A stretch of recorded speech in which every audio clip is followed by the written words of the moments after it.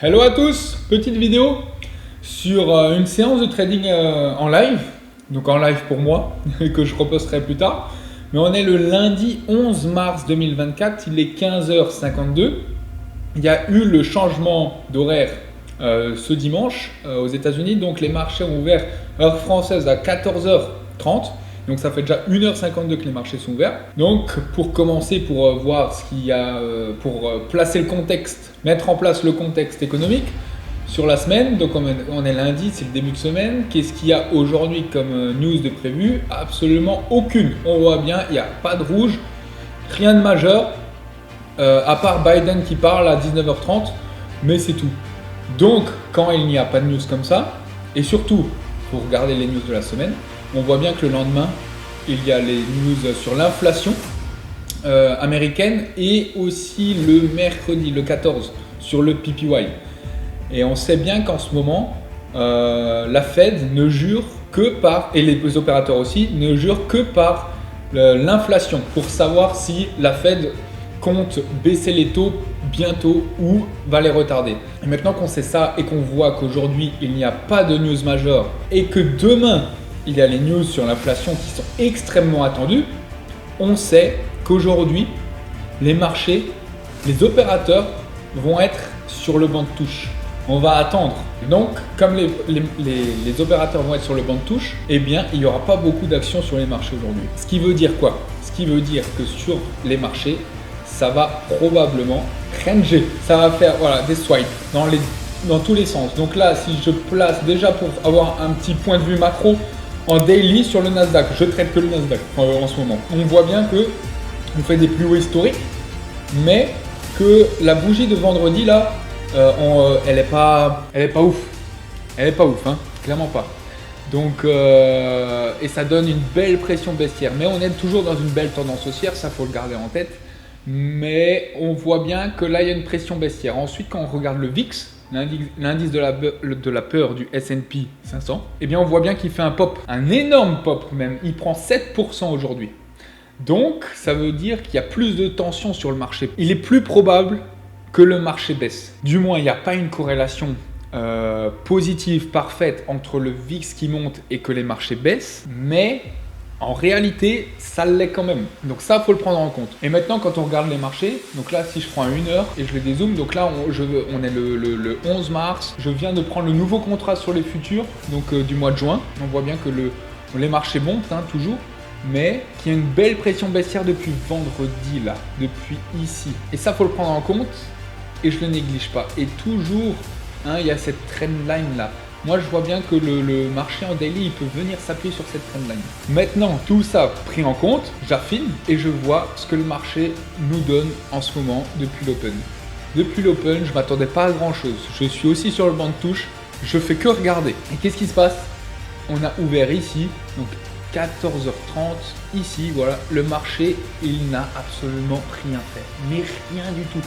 Rien du tout. On voit bien sur le delta, le marché n'a pas bougé, il baisse, il monte, il bouge pas, il sait pas où il veut aller, s'il est mâle ou plutôt femelle. Et là, en affinant sur du 1 minute, pareil, hein, bon, c'est juste un peu plus précis et on voit un peu plus de détails. Mais dans ce genre de séance, comment on peut en profiter? Eh bien, ma stratégie, c'est simplement d'avoir un sens préférentiel pour jouer. En l'occurrence, aujourd'hui, ça va. Malgré qu'on est dans une tendance majeure daily haussière et que tout est haussier et que tout est vert, j'ai pas envie d'acheter parce que le VIX monte et parce que avec la journée de vendredi où on a eu, comme je vous l'ai montré là, des gros vendeurs sur les plus hauts, j'ai pas très envie d'acheter. Et le VIX qui monte, hein, comme je l'ai dit avant, pareil, j'ai pas envie d'acheter. Mais j'ai plutôt envie de vendre. Mais pour vendre dans ce genre de séance où ça bouge pas, où ça fait du surplace, et c'est simple, la seule chose à faire, c'est de vendre haut, acheter bas. Et qu'est-ce qui se passe là? On a rangé toute la séance et ma stratégie était de shorter les plus hauts du jour et de la session cash. On voit bien qu'ici, on est en ce moment même en train de faire des plus hauts du jour. De la session cash, hein, toujours. Hein. Pas du pré-market. Le pré-market, on était bien plus haut, sur les 18 300. Et là, maintenant, on est allé choper des stops là au nord, donc en faisant des plus hauts du jour en session cash. Et maintenant, je vais commencer à m'intéresser à trouver un short. Mais il me faut le timing pour, parce que là, comme dit, s'il y a toujours ce flux acheteur, ça peut très bien continuer à monter. Donc, il faut attendre des confirmations et il faut attendre le bon timing parce que c'est pas dit qu'il va se reverse comme ça en one shot. Donc voilà, j'attends et on verra ce que le marché nous donne. Ok, donc là, je pense que ça peut être un bon point d'entrée. Le timing n'est pas parfait. Je préférerais rentrer vers le pop qu'il a fait là, les 258. Mais c'est pas dit qu'il va me le faire. Je vais rentrer au 50. Avec 4 contrats, un stop à 12 points et demi. 4 contrats micro. Voilà, je suis exécuté. C'est pas le meilleur des stops que j'ai. 72,5.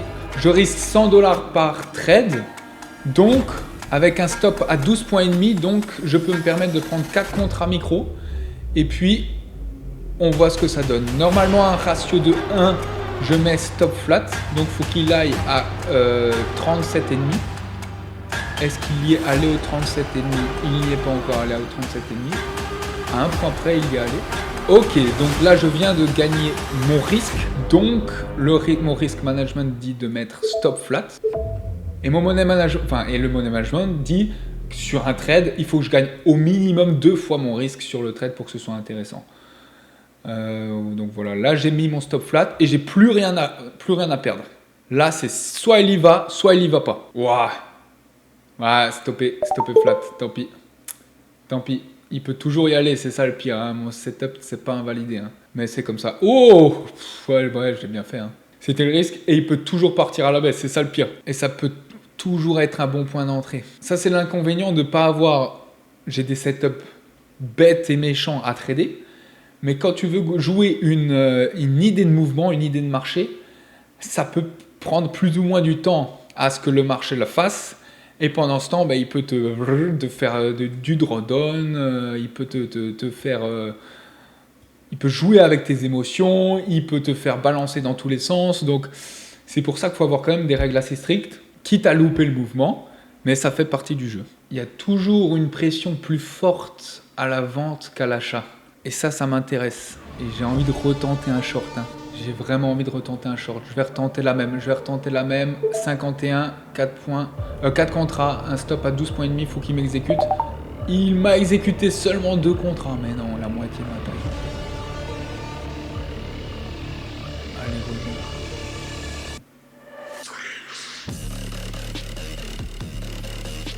Quand tu as du mal à être exécuté comme ça, c'est que t'es très bien placé, tu as un très bon timing. Donc c'est très positif que j'ai du mal à être exécuté. Mais si je gagne, punaise, non, je gagne pas le montant que je devrais gagner. Ouah, ça part dans mon... Aïe, aïe. Bon, ok, on va pas se plaindre. Okay, je risque 12 points et demi. Il a clairement fait mon risque. J'ai que 2 contrats. Ah, je suis dégoûté. Bon, j'ai que 2 contrats. Hein. J'ai la moitié de la taille que j'aurais dû avoir. Je devrais gagner le double et je le gagne pas. Donc voilà, bon. Ce qu'on va faire maintenant, ma stratégie, c'est quoi? C'est, comme il était sur les plus hauts et je vous ai dit que c'est un marché en balance aujourd'hui, et bien ce que je vais faire, c'est que je vais viser les plus bas. Donc les 155. Exactement les 155. Et je sortirai pas avant. Et pour l'histoire de la taille, c'est comme ça. C'est dommage. Je vais baisser mon stop, voilà. Et là, il n'y a plus qu'à attendre. Ah, c'est dommage pour la taille. Pourquoi il m'a fait... Ah là, je m'en fous, hein.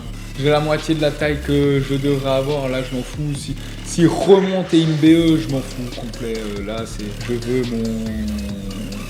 veux les 155. Hein. Mais par contre, je ferai un ratio incroyable. De toute manière, je ferai un trade incroyable si ça passe. Même de toute manière, c'est un très bon trade. Hein. Je gagnerai 96 points. Donc s'il y va, qu'il y aille ou qu'il y aille pas, je m'en fous. Mais s'il y va, ça me fera un ratio de 7,6. Même 7,7. 7,68 exactement. C'est juste insane.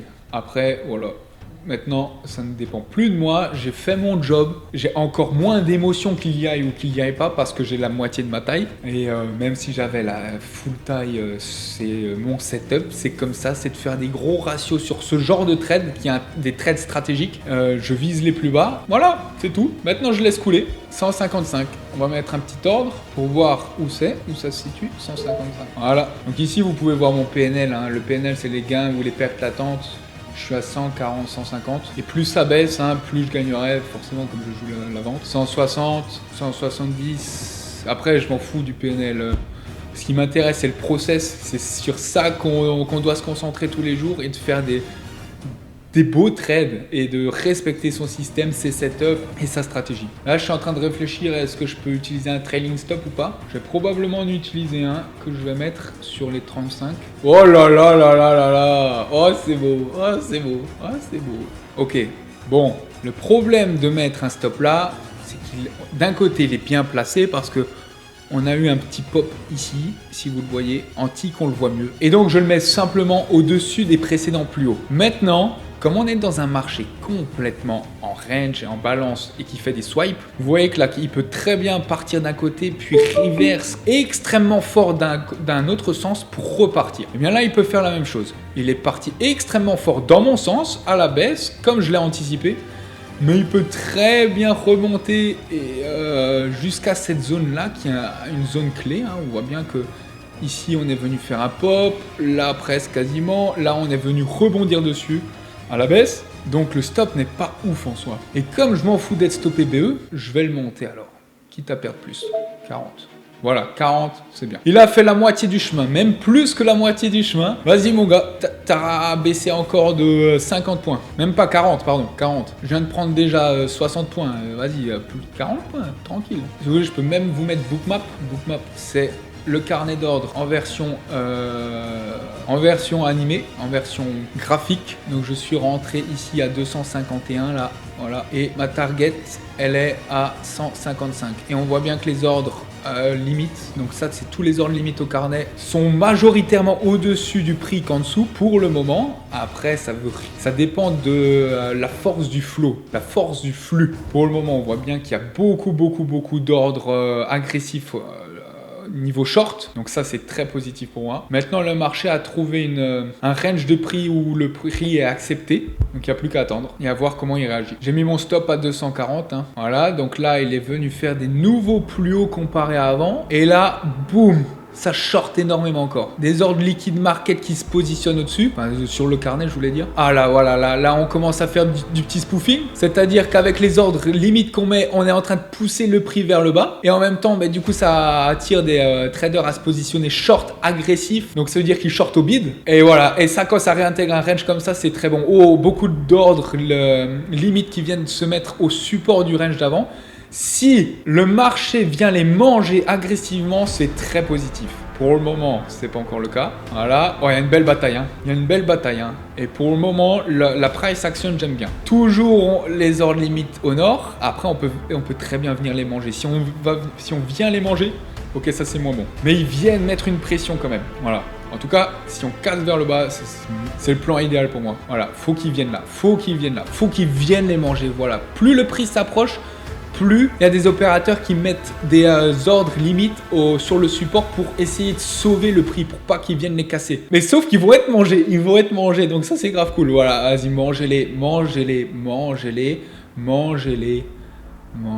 pas encore. Il y a une autre théorie qui dit que quand le marché vient 3 fois de suite sur le même niveau, la 3e fois, c'est la bonne. Donc là, on est venu une fois, donc là même si on prend même sur le passé, c'est une fois, 2 fois, et là on est sur la 3e. Mais ceux-là je les compte pas là. Je suis vraiment axé sur le court terme. Maintenant c'est pas l'order flow qui va faire changer ma stratégie ou mon setup, hein, ou ma gestion du trade. Non, je garde mon trailing stop à 240. That's it. Ma stratégie c'est vraiment de jouer un reverse, un marché en swipe. Donc voilà, je la joue jusqu'au bout. Mais ensuite, quand on est en position, voir la price action, c'est très intéressant, je trouve. Voilà, toujours en range. Hein. Sur le marché, ça donne quoi en graphique? Voilà, on est dans cette balance. On tape les plus hauts, puis on tape les plus bas. Les plus hauts, les plus bas, voilà. Et quand on a une contraction de la volatilité comme ça, quand ça explose, boum, on a une explosion ensuite de la volatilité. Voilà, on revient vers le sud, intéressant. On a fait des plus hauts, plus bas que les précédents. Bon, dans un range, ça veut rien dire. Hein. Comme on a une contraction de la volate, on le voit bien. Hein.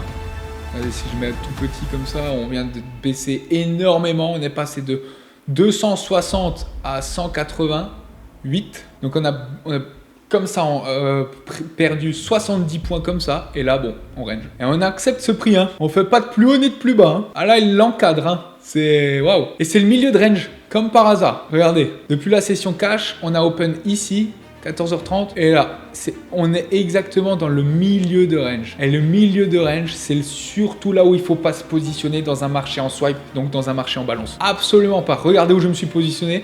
Je me suis positionné tout en haut, ici. Mais ça, il y a encore 2 ans, j'en étais incapable. Incapable parce que je suivais les tendances et je comprenais pas la rythmique des marchés. Et dans quelle séance on allait être aujourd'hui. Alors que maintenant, quand on a une meilleure compréhension des marchés, eh bien, on est beaucoup plus capable d'anticiper les futurs mouvements. Et c'est ça qui est juste incroyable en fait en trading. Et qui est passionnant aussi. Après, comme dit le jeu, hein, ça passe ou ça casse. Hein. Par contre, ça, j'aime pas trop ce qui s'est passé. On a fait une tentative. On est venu manger ça pour repartir à la hausse, ça c'est pas bon. Ça, je pense qu'il peut y avoir une continuation aussi, plus ou moins légère ou pas, mais ce genre de price n'est pas forcément bon. Après, le prix est assez lourd, donc c'est ce qui me sauve. Par contre, s'il y avait ce genre de price dans le sens inverse, c'est-à-dire que le marché aurait fait de nouveaux plus hauts pour histoire de prendre les stops qui sont au-dessus et qu'ensuite il réintègre le range directement, alors ça j'adore, parce que là c'était sûr qu'il allait repartir en bas.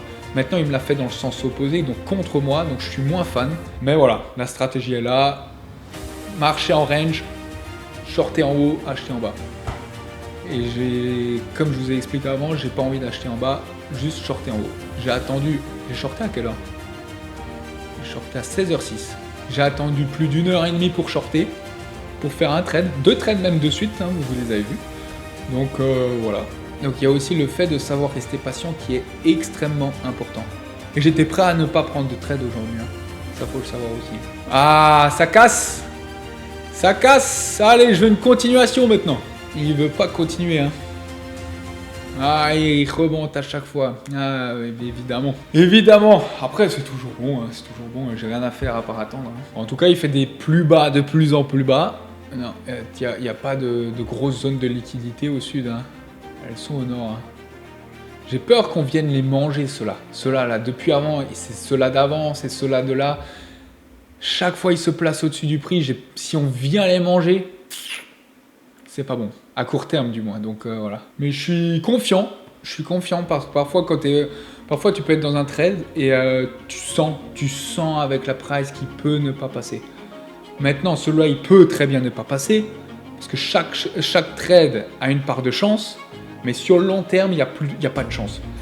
Maintenant, quand je vois la price et quand je vois les ordres market côté short, ça me fait être très confiant dans l'idée que ce trade peut passer, a de très fortes chances de passer. Maintenant, il peut ne très bien passer. Hein.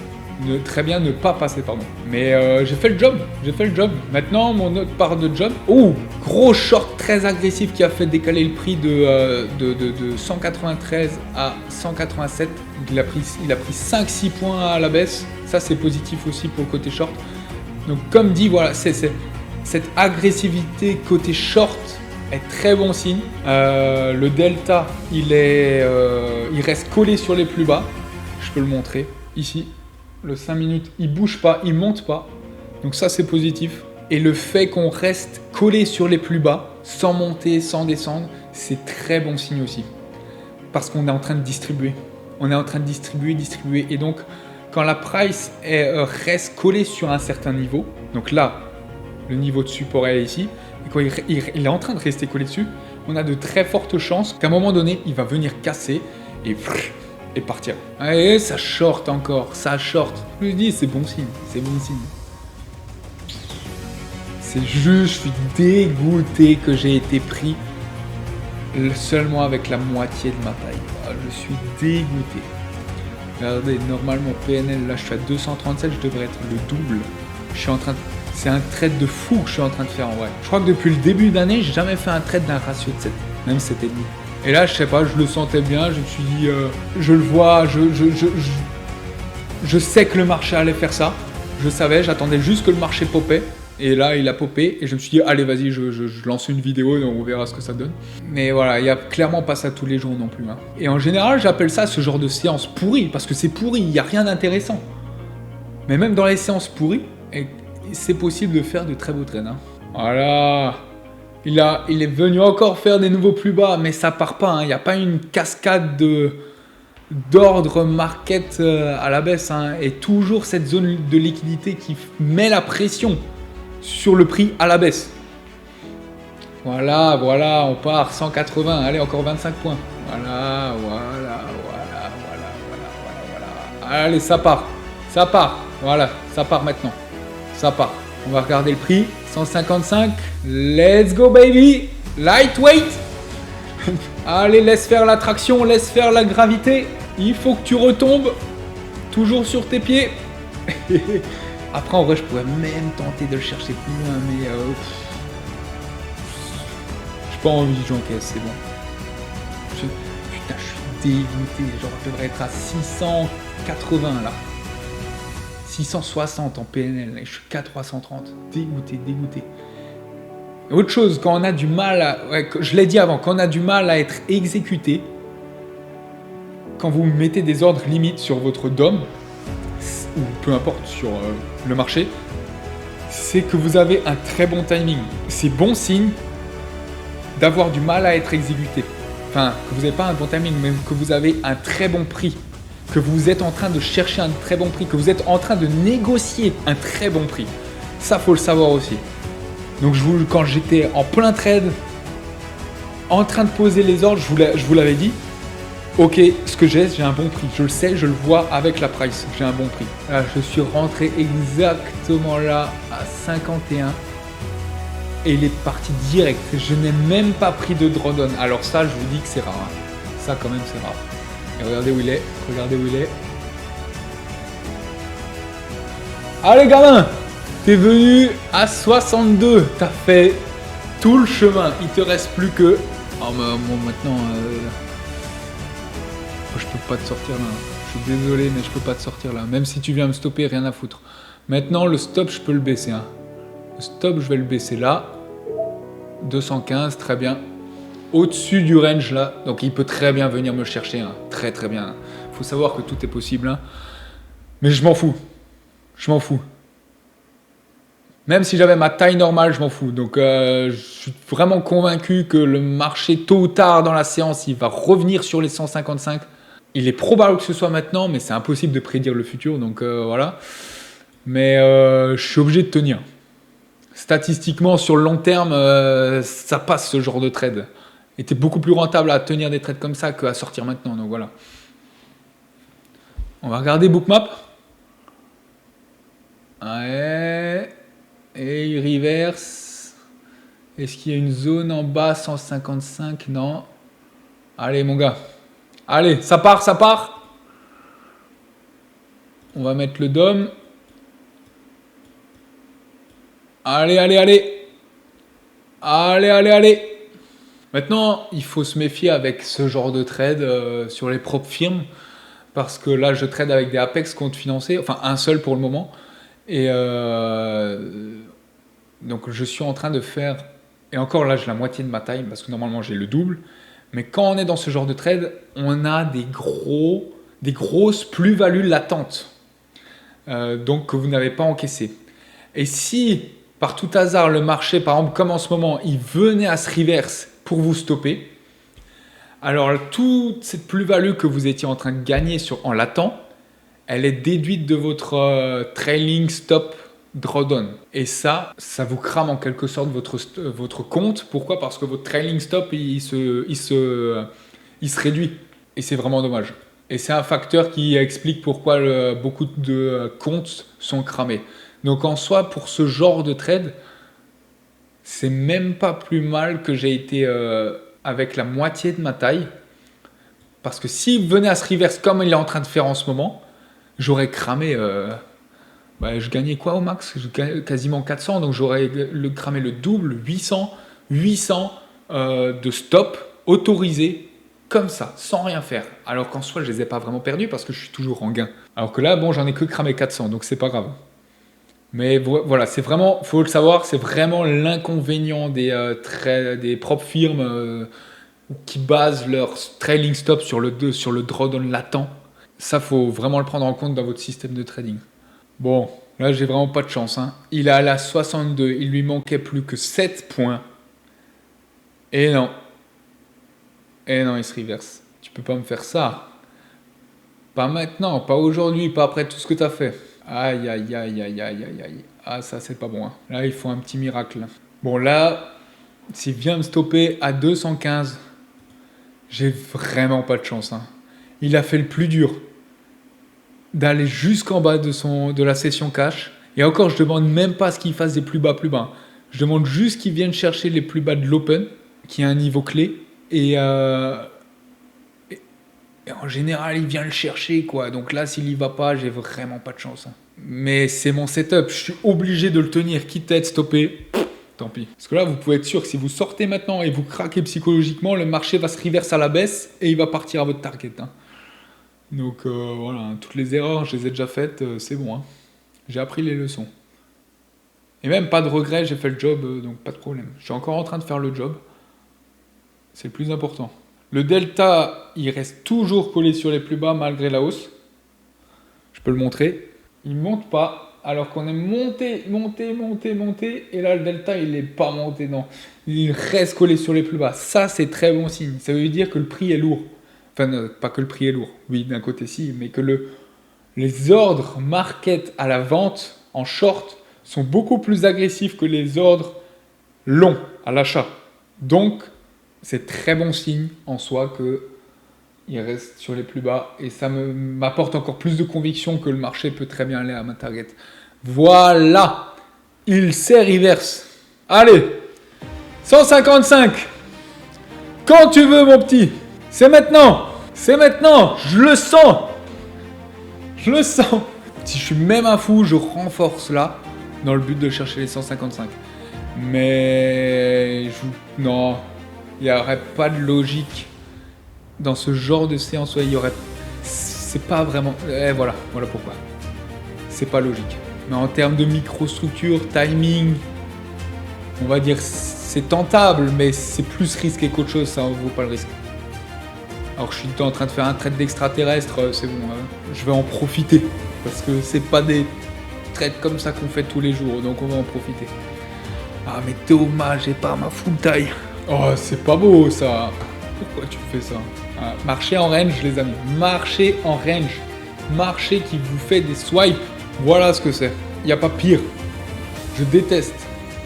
Alors, ce que j'aime pas comme autre type de séance, c'est les marchés qui partent en ligne droite pendant des heures et c'est impossible de rentrer. Parce que vous attendez des retracements et ils viennent jamais.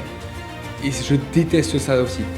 Donc je préfère limite ce genre de séance parce que je sais que statistiquement ça passe. Et que sur même pas 100 trades mais sur 10 trades comme ça, là il a beau me stopper mais sur 10 trades comme ça j'en ai plus que 5, donc plus que la moitié qui passe. Ou ne serait-ce que la moitié qui passe. Et ça me rapporte beaucoup plus de le tenir que de pas le tenir. De craquer genre vers là. Donc même s'il passe pas, je m'en fous. Mais voilà ce que c'est un marché en range. Et il n'y a qu'une seule manière de gagner dans ce genre de marché. C'est de faire ce que je viens de faire. Mais pour tous ceux qui essayent de jouer les tendances intraday et tout ça, là ils voient que ça monte et qu'on casse les plus hauts de la session cash. Alors ils achètent. Et ils achètent sur les plus hauts là. C'est pas pour rien qu'il y a eu une énorme remontada là, une énorme poussée à la hausse ici parce qu'il y a eu plein d'acheteurs market et ensuite c'est pas pour rien qu'on a baissé de ici là de 256 à 188. Pourquoi? C'est quoi tout ça? Tout ça c'est ceux qui ont acheté tout en haut qui se sont liquidés en bas. Ça a déclenché une armée de stop loss qui étaient acheteurs, donc une armée de stop loss à la vente qui a fait baisser le prix comme ça violemment. C'est certain, et c'est toujours comme ça. Et donc le nombre de retail qui ont acheté sur les plus hauts, j'en faisais encore partie il y a 2 ans, 1 an et demi, 2 ans, et c'est bon quoi. Genre maintenant j'ai compris la leçon, donc je ne ferai plus jamais avoir, enfin plus jamais, je ne vais jamais dire jamais, mais je comprends. Quand on comprend, c'est tellement plus facile. Mais encore, il faut savoir l'anticiper et savoir dans quel type de marché et type de séance on a le plus de probabilité de faire ce jeu, d'avoir des séances de swipe quoi. Ça c'est encore autre chose pour comprendre ça. Aïe, aïe, aïe, aïe, aïe. Bon, là, il y a un autre problème. C'est que ça m'étonnerait pas que le marché, là aussi, il y a des stops, là. Là où j'ai placé mon stop, il y en a plein des stops. Qui viennent chercher tous les stops, là, et ensuite, qui rebaissent. Ça ne m'étonnerait tellement pas. Mais pour autant, est-ce que je dois remonter le stop? Non. Il était à 7 points, donc tant pis. Bah, voilà. Tant pis, je suis stoppé. Dommage. Dommage, dommage. Je mettrai un petit screen de ce qu'il a fait après le marché pour histoire qu'on rigole. Mais bon, voilà, c'est comme ça. J'ai encaissé 150. Là, je peux vous montrer mon PA. 149 $ d'encaissé, 142 en net. Voilà, c'était un beau trade. Et dommage que j'avais pas ma full taille du coup. Bon, dommage d'un côté, mais c'est pas grave de l'autre, hein, c'est comme ça. Et puis le plus important, c'est le process. Comme dit, comme je l'ai expliqué avant, c'est faire du beau et sur les stats, mathématiquement, ça passera de toute manière. C'est ça le trading. Il y a beaucoup de frustration, mais c'est savoir comment les gérer et se baser sur les mathématiques et d'autres systèmes. Voilà, voilà tout. C'était une très belle séance. Je suis content de moi, je suis fier de moi. Allez, à demain. Ciao, ciao. Bon, verdict. Il est 21h04, les marchés viennent de fermer. Les marchés US, évidemment. Et est-ce que le marché est allé à mon TP dans la séance? Eh bien, non. Même pas. Ici, c'était 155, le trait blanc au sud. Et alors, c'est très rare hein, ce qui s'est passé, mais il a vraiment rangé, mais il n'a plus bougé de toute la séance. Hein. Et du coup, j'ai bien fait de sortir hein, ici à 215, exactement là. J'ai au final bien fait de sortir, hein, sans regret. Mais sur le long terme, ce genre de séance, normalement, on retape les plus bas, quoi. Donc, c'est assez rare ce qui s'est passé, mais bon, c'est comme ça. C'est intéressant. C'est le jeu, c'est le jeu. Voilà, voilà. Bon, sur ce, à dans une prochaine vidéo. Ciao!